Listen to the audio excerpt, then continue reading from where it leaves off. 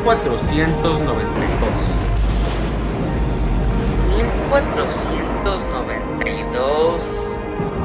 Ese fue el año en el que Cristóbal Colón descubrió América, ¿cierto? Sí, cierto. Lo que me sorprende, Saltamontes, es que lo dudes, siendo una fecha tan importante en la historia de nuestro país. ¿Qué? ¿Qué? Pues que no fue solo importante en nuestra historia. 1492 es uno de los años más importantes en la historia de la humanidad. Y bueno, claramente más importante todavía para España y todos los países del continente americano, incluyendo, claro, a México, que nos toca de forma pues más directa. En algún sentido, me atrevería a decir que ese es el primer año de la historia de México. ¿Qué? ¿El primer año de la historia de México? ¡Ay, pollo! Pero, oye, no es cierto, tú... Pues... ¿Qué tienes en...? ¡Ay! A ver, cálmate, Diógenes. Todo es un intercambio de ideas y la regla número 1 debe ser, pues, el respeto, la armonía. Tranquilo. Pero... Es que tú también estás faltándole el respeto a todo nuestro pasado indígena. ¿O me vas a decir que la historia de, por ejemplo, los mayas, de los mexicas, no es parte de la nuestra? A ver, nosotros vivimos aquí. Y esto en algún momento estuvo habitado por diversas culturas. Y la historia puede remontarse muy lejos en el tiempo. Hace cuando menos 3000 años.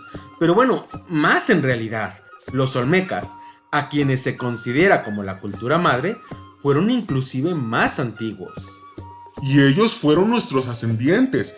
Venimos de ellos. Sí, pero no solo de ellos. México es un pueblo mestizo, de modo que también venimos de los españoles. Para poner una analogía, las culturas prehispánicas fueron nuestra madre y los españoles nuestros padres.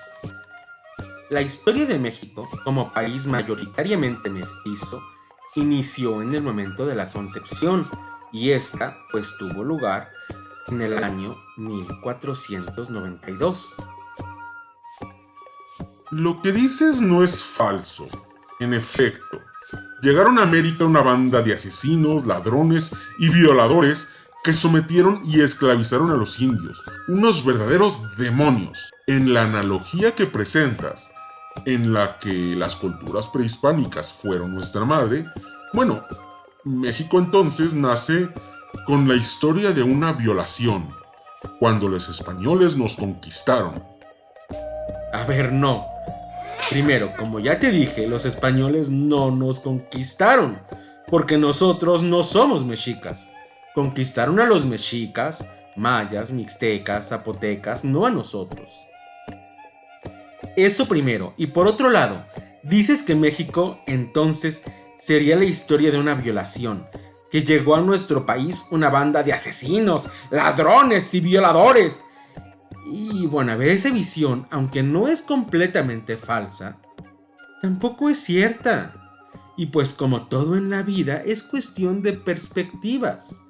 Podríamos decir que llegó a México un ejército de ángeles, santos, héroes que impusieron el orden en un mundo apocalíptico en que las personas se sacaban el corazón y se comían entre sí. Y eso, pues tampoco es falso y tampoco es verdadero. ¿No es falso, profe Pollo? y entonces, ¿venían del cielo directamente o...? No, tampoco es falso, Saltamontes. Bueno, a ver. Ay, ¿ángeles? ¿Venían del cielo? Pues no. No venían del cielo ni tenían alas o aureolas sobre sus cabezas. A lo que me refiero es que, pues a ver, ¿de verdad no han escuchado hablar sobre la crueldad del Imperio Mexica? ¿Sobre lo terrorífico de sus costumbres? Vaya, que por ejemplo despellejaban a algunas personas, tanto amigos como enemigos, y se comían su corazón. Se vestían con sus pieles como si fueran trapos. por decir solo algunas de sus costumbres, o el asesinato sistemático de bebés que eran ofrecidos al dios Tlaloc para que, pues, lloviera. Bueno, sí. Y sí suena muy cruel, pero eso era su cultura, y los españoles fueron invasores. Sí, eso es cierto, indiscutiblemente. Pero, ¿por qué crees que lo consiguieron? Que con un puñado de españoles que no llegaban a los 1000 conquistaron a un gran imperio, no precisamente pacífico, y que pues superaban ampliamente sus números. Pues porque tenían armas de fuego y los mexicas, ¿no? Muy bien, Saltamontes, claro. Era un asunto de superioridad militar indiscutible. No, Saltamontes, no, Diógenes. Eso influyó, claro, y mucho. Pero no. Bueno, también porque al principio los mexicas creyeron que los españoles eran dioses, y en particular Cortés fue identificado con Quetzalcóatl y Pedro de Alvarado con Tonatiuh. Ok, sí, eso también influyó y mucho. Pero esa ventaja se les acabó. Eventualmente, los mexicas, que eran muy superiores en número y que además eran un pueblo muy guerrero, les hicieron frente.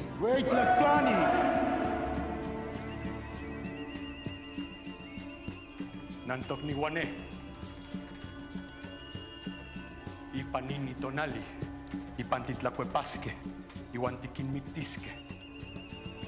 Macamo y Huian Yocosh con Mocaucan in Techanhuisque, Ahuintlaxcalteca Chichitotonguan.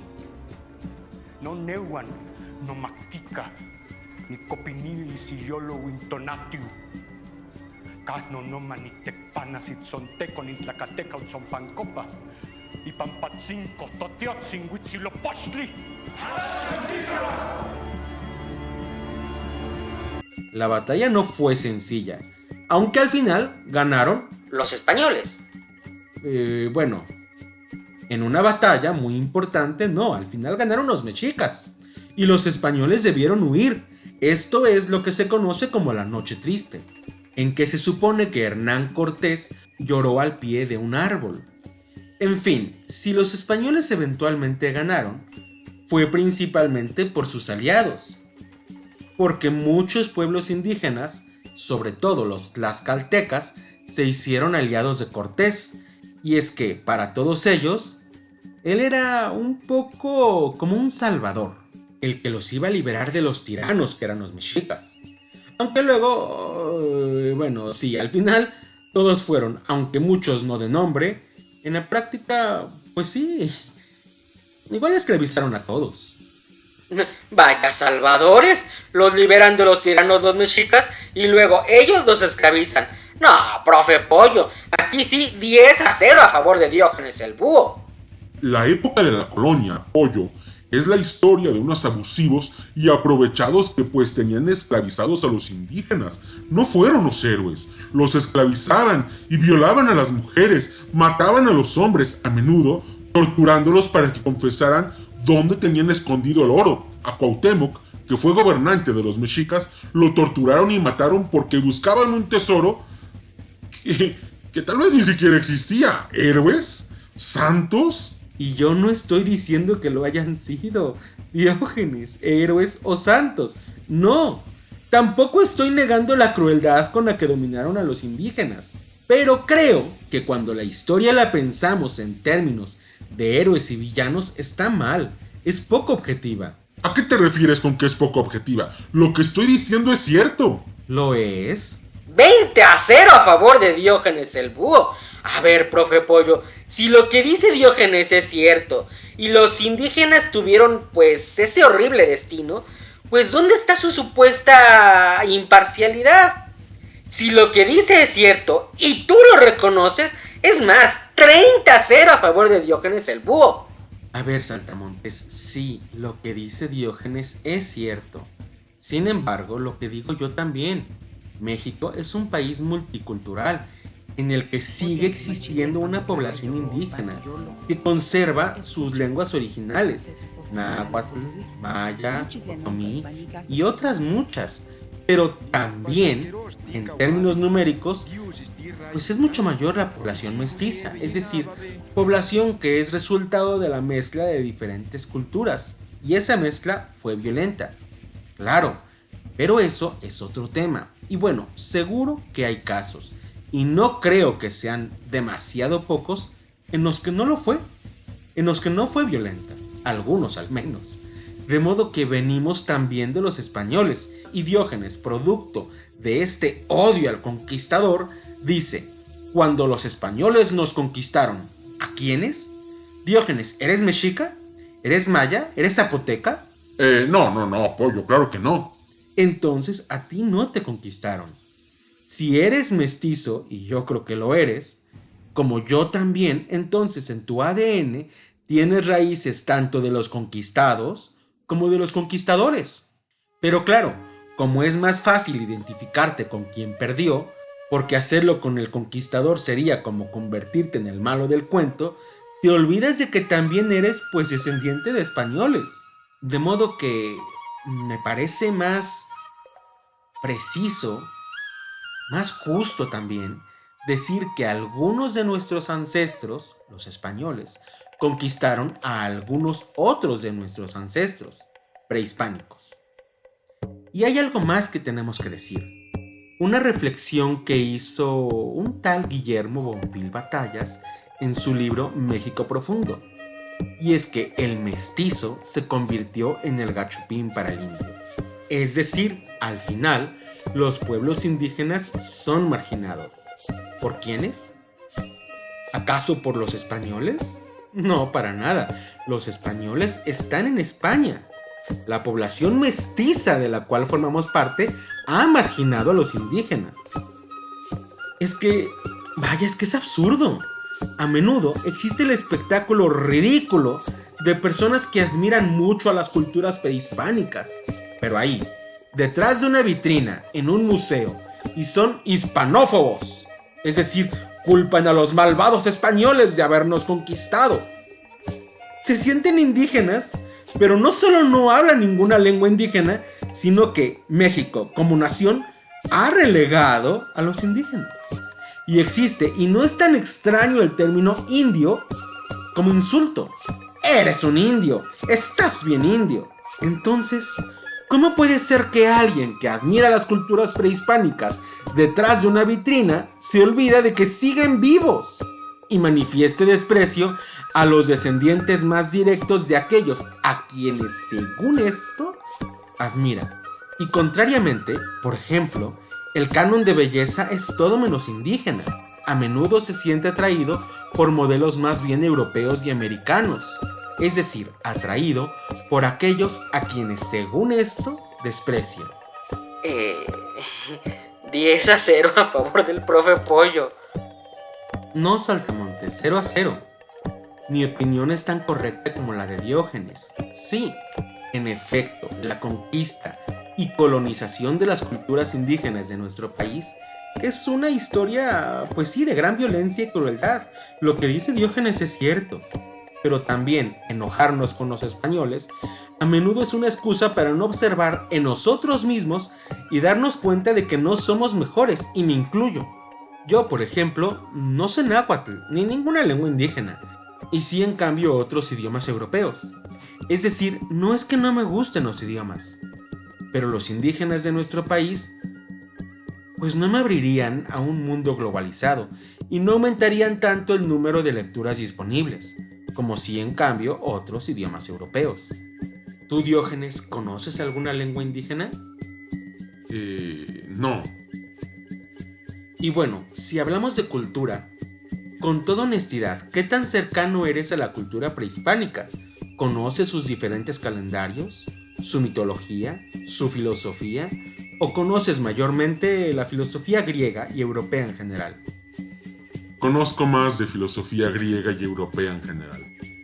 Somos mexicanos, eso es cierto, y también lo es que los españoles, pero no los españoles actuales, sino algunos españoles de hace 500 años llegaron a las costas de Yucatán y emprendieron una labor de conquista y posterior colonización, pero no de nosotros, porque según bueno, mi postura, nosotros no estuvimos en ese momento, no existíamos. Nosotros somos descendientes de ellos y de ellos. Pero nuevamente, es difícil sentir empatía por aquel a quien tradicionalmente se identifica con el malo, porque no queremos ser los malos. Entonces, nos evadimos de la realidad y creemos que somos descendientes solo de ellos. Aunque, paradójica y contradictoriamente, a los que verdaderamente son descendientes de ellos, los marginamos. Ay, pollo, ya me hiciste sentir mal. Sí, profe Pollo. ¡Auch! Pero bueno, a ver, entonces, ¿cuál es tu punto?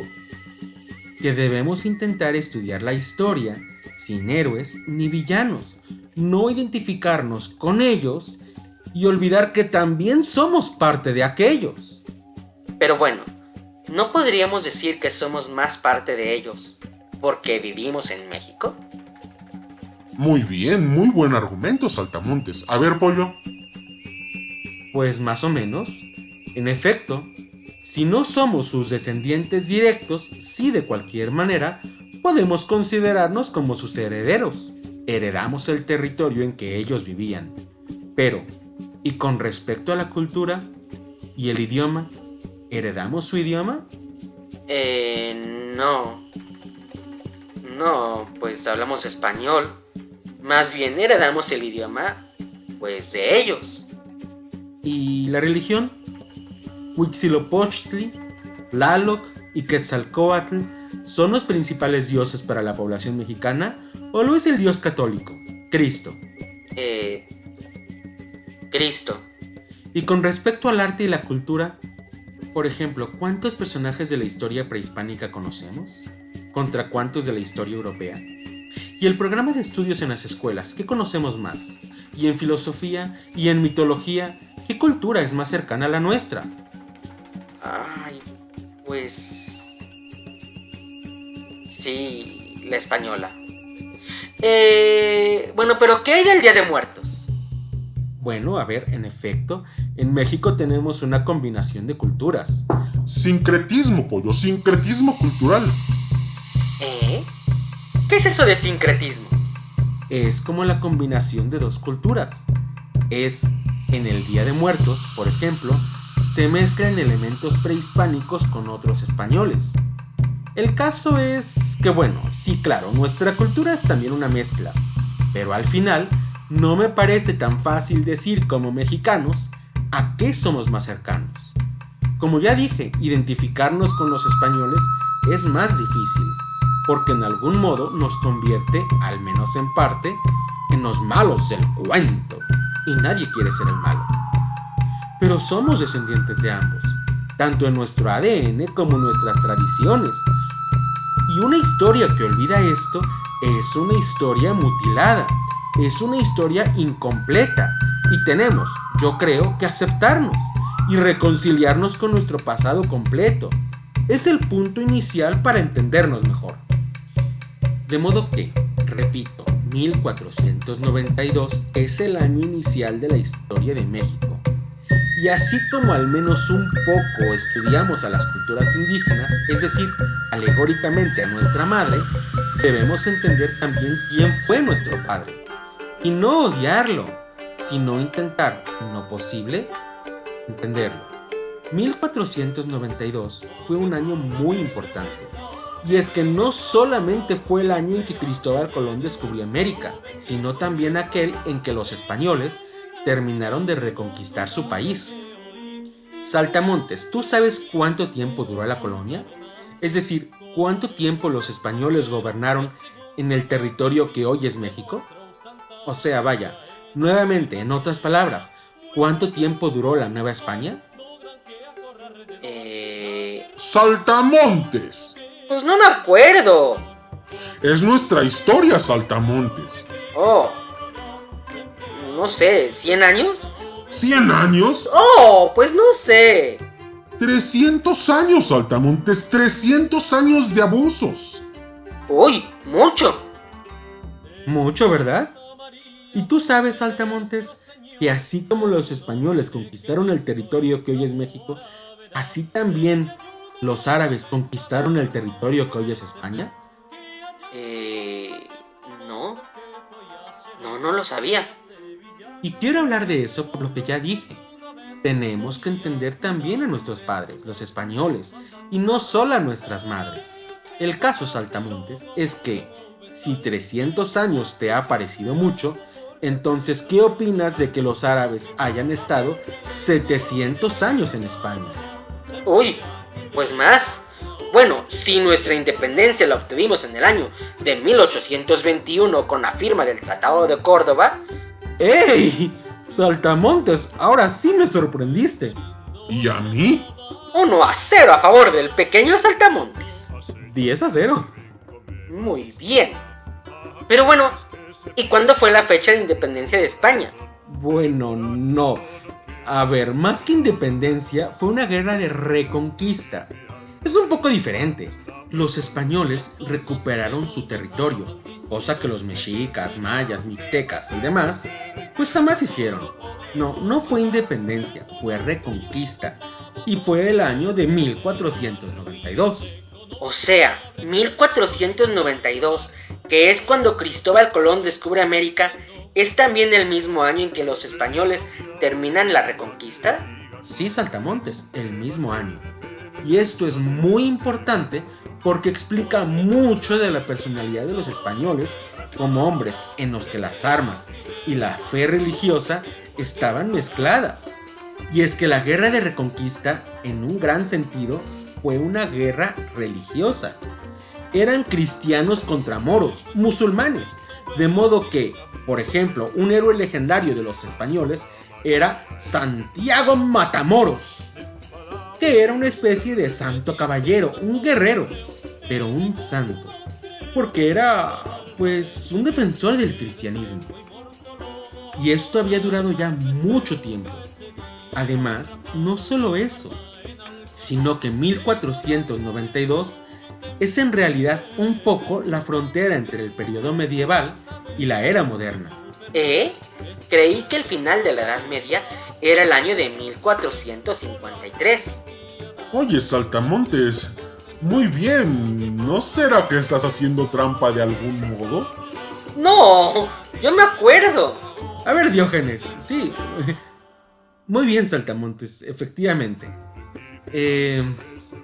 Mira, las fechas de inicio y fin de una época son un poco arbitrarias. Se suele considerar, en efecto, 1453 como, pues, el fin de la Edad Media. Y esto es porque, pues, fue cuando cayó el Imperio Romano de Oriente. Pero bueno, no importa mucho. De cualquier manera, es un poco el límite entre dos épocas. Y en la Edad Media, muchas guerras fueron guerras santas. Pero las guerras son malas. Bueno, sí, claro. Pero, bueno, así eran conocidas las cruzadas, que eran guerras en contra de los musulmanes, y eran santas porque su objetivo era recuperar la Tierra Santa para la cristiandad. El caso es que España, que a diferencia de las otras naciones tenía a los musulmanes en su propia península, debieron unirse, y es que no era un reino español sino muchos: Castilla, Aragón, León, Asturias y otros más. Eran muchos y se unieron para expulsar a los musulmanes. ¿Y qué los unió? La religión. Bueno, Pollo, pero los españoles ya se habían un poco mezclado con los musulmanes. A menudo un reino cristiano y uno musulmán podían ser aliados y... Sí, Diógenes, vaya. Pero es un poco una síntesis. Claro, si profundizáramos más, deberíamos hacer varias aclaraciones. Pero de momento, toda esta historia me interesa solo en la medida en la que nos permitirá identificar a los españoles como muy católicos. Y bueno, en ese mismo sentido, vale la pena entender que mientras los españoles están expulsando a los moros de España, y en el fervor religioso también a los judíos, en el resto de Europa también hay asuntos religiosos. También habían expulsado a los judíos, pero no solo eso, sino que el catolicismo entró en crisis. Después de 1492, fecha del descubrimiento de América, pero antes de 1521, Cuando Cortés concluyó la conquista de México, en Europa llegó una época a la que se le conoce como la Reforma Protestante. Martín Lutero y otros comenzaron una crítica a la religión católica, que desembocó en un cisma, es decir, justo en el momento en el que la religión católica estaba llegando al continente americano, algunas partes del continente europeo, principalmente Alemania e Inglaterra, se apartaban de él. Por todo esto, los españoles eran como los salvadores de la fe. Y cuando América fue descubierta, el Papa Alejandro VI emitió las bulas alejandrinas. ¿Qué? ¿Unas bulas? ¿Mulas? ¿Qué? Unos documentos que autorizaban a España el derecho de conquistar América y obligación también de evangelizarla. En fin, regresemos al año de 1492, en que Cristóbal Colón salió del puerto de Palos y finalmente tocó tierra, la isla de Guananí, el 12 de octubre. ¡Oh, el Día de la Raza! Efectivamente. Y bueno, en este primer viaje, Cristóbal Colón no tocó México. Se quedó bordeando en las islas de Guananí,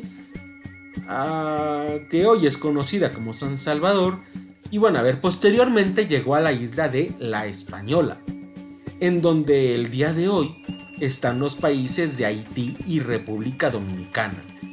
Colón regresa a España y hace un segundo viaje no muy diferente del primero.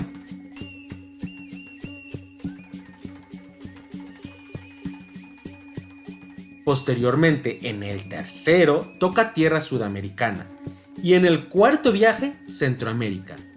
Es decir, propiamente él jamás llegó a tierras hoy día mexicanas. En 1517, Francisco Hernández de Córdoba, en un viaje infructuoso, toca la costa de Yucatán. Pero pues los mayas atacaron y los españoles huyeron. En 1518 vuelven a intentarlo, ahora en una expedición dirigida por Juan de Grijalva. Y en 1519, Hernán Cortés. A ver, Pollo, estás yendo un poco demasiado rápido, porque pues habría que mencionar las condiciones en las que Cortés llega, no tanto como explorador como los anteriores, sino más bien en un plan de conquista, yendo en contra de hecho de las órdenes de Diego Velázquez, que era el gobernador de Cuba. Cortés... Sí, Diógenes, pero... Vale, ya, tienes razón. De momento no hablaremos tanto de historia, sino que es más bien un panorama general. Y bueno, es cierto, yo igual creo que son los malos, pero pues sí, es verdad que la religión tenía mucha importancia. Pero bueno, no hay que olvidarnos que la religión era un instrumento de dominio, y así, por ejemplo, cuando los españoles conquistaban un lugar, tiraban a los ídolos de sus pirámides, lo que claro era una barbaridad para los indígenas que debieron sentirse abandonados, y es que pues sus dioses no les ayudaron mucho, y después de tirarlos, bueno, las cruces. Es decir, fue acabar con la religión de los indígenas para imponer la suya y someter a los indios. Mira, es como si hubiera un mundo de tinieblas. De hecho, pues eso era. Como hemos dicho, la Edad Media todavía estaba demasiado cercana. Las historias fantásticas de dragones y animales míticos hacía no mucho todavía estaba presente. No tenía mucho tiempo que los marineros creían en la existencia de monstruos marinos y fue con mucho miedo que emprendieron el viaje de descubrimiento de América. Y entonces América se convirtió en el hogar imaginario de todos los monstruos y criaturas fantásticas en que ellos creían. Entonces, claro, los españoles que llegaron, pues tenían miedo. Y entonces encontraron a unos hombres muy diferentes de ellos. Para empezar, desnudos, según dice el gran cronista Bernal Díaz del Castillo, con sus vergüenzas al aire. Y conforme continúa el proceso de conquista, los choques culturales no hacen sino crecer es un gran choque de culturas.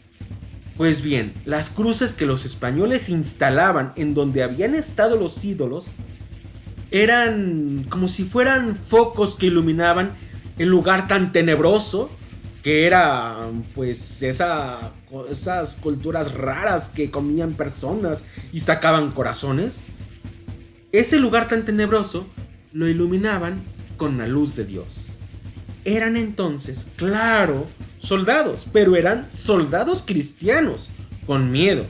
Y así podemos entender, por ejemplo, que uno de sus gritos de guerra era Santiago Apóstol. Santiago Apóstol, ¿y quién era ese? Pues Saltamontes, ¿no recuerdas a Santiago Matamoros? Ah, el que era como el héroe en la guerra contra los musulmanes, contra los moros. En efecto, bueno, pues él se convirtió ahora en Santiago Mataindios. En la inercia de las guerras religiosas, a las que tanto por las cruzadas como por su proceso de reconquista, los españoles estaban tan acostumbrados, pues entonces las continuaron. Oye, pollo, pero estás insinuando que entonces era solamente el amor de Dios y el fervor religioso lo que inspiraba a los españoles. ¿Y qué hay de la ambición? Bueno, Diógenes, a ver, claro, por supuesto, los soldados eran hombres de fe, pero también eran hombres en busca de la aventura, ambiciosos, y pues llegaron y encontraron más, y más, y más regalos, todos dorados, ¡ajá! Oro, oro, oro, oro. Y es que sí, tenían miedo. Pero para fortuna suya, no solo los españoles tuvieron miedo, también los indígenas. Y Moctezuma, en un intento muy desafortunado de sobornarlos para evitar que llegaran a su ciudad, les dio grandes regalos.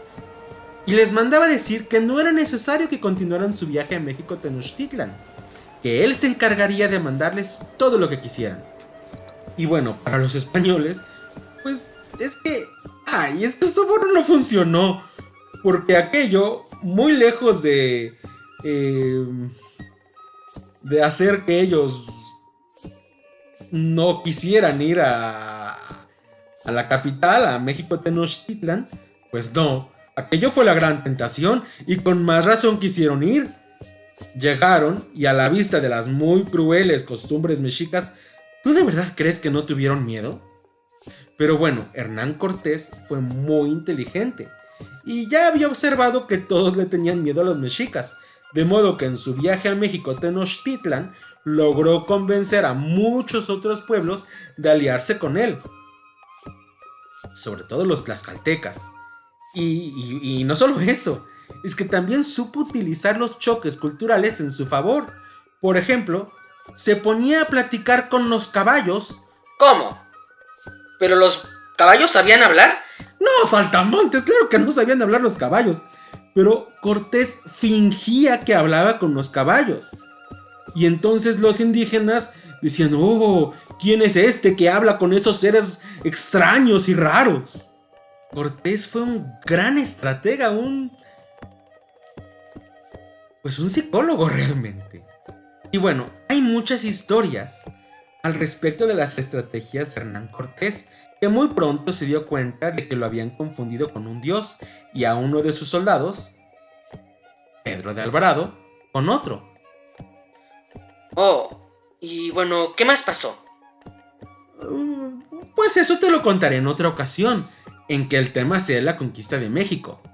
Pero bueno, no de momento. ¡Ay! Pues sí, saltamontes. De momento solo quería ponerte en contexto para el próximo video, que es la reflexión que hicieron los españoles de si lo que estaban haciendo era justo o no. ¿Cómo? O sea, los españoles de su tiempo, los conquistadores, ¿tuvieron dudas de si lo que estaban haciendo estaba bien o mal? ¿Los conquistadores se arrepintieron?